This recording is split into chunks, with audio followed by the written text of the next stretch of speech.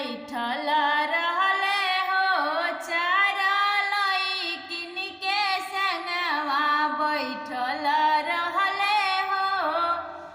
बैठल रहले कुर्सी हिलावत रहले ही पिया चलावत रहले हो।